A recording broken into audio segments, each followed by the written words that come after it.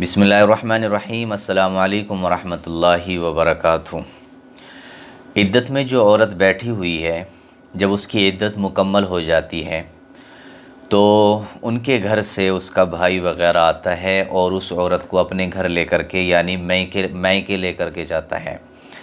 तो क्या इस तरह से उसके भाई का आना, फिर अपनी बहन को अपने घर लेकर के जाना, तो क्या इस तरीके से करना जायज़ है, दुरुस्त है या नहीं है?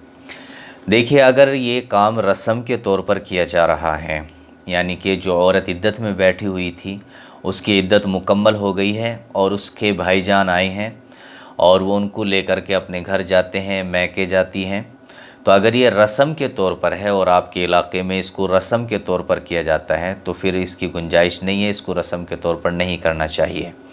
लेकिन अगर ऐसे इत्तिफ़ाक़न आए हैं और उनको ले जाना चाहते हैं ताकि उनका मन जो है खुश हो जाए, तबीयत में जो है थोड़ी मसरत पैदा हो जाए, खुशी पैदा हो जाए, इसलिए कि जब वो अपने घर जाएंगे अपनी बहनों से, अपने भाइयों से, अपने भतीजों वग़ैरह से, उन सब से वो मिलेंगी, तो यानी कि दिल के अंदर जो एक तरह से गम बैठा हुआ था वो हल्का हो जाएगा। तो अगर इस नीयत से लेकर के जाते हैं तो इसमें कोई हरज नहीं है।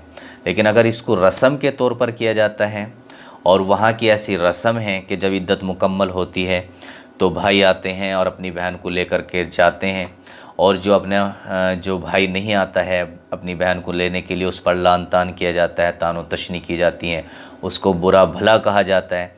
अगर इस तरीके का माहौल है वहाँ पर किसी भी जगह पर और फिर इसको रस्म के तौर पर किया जाता है तो फिर ये दुरुस्त नहीं है। लेकिन अगर इत्तिफ़ाक़न ऐसे लेकर के जाते हैं ताकि मन लग जाए और उखड़ा जो मन रहता है वो मन दुरुस्त हो जाए और घर में जो अहबाब हैं, दोस्त हैं, सहेलियां हैं और अपने यानी कि घर परिवार के लोग हैं उनसे मुलाकात हो जाए तो मन में हल्कापन हो जाता है। तो इस नीयत से अगर लेकर के जाना चाहे और वो जाना चाहें तो जा सकती हैं, कोई हरज नहीं है। बाकी इसको रस्म के तौर पर जो है इसको अंजाम न दिया जाए, इससे परहेज़ किया जाए। अस्सलामु अलैकुम वरहमतुल्लाहि वबरकातुहू।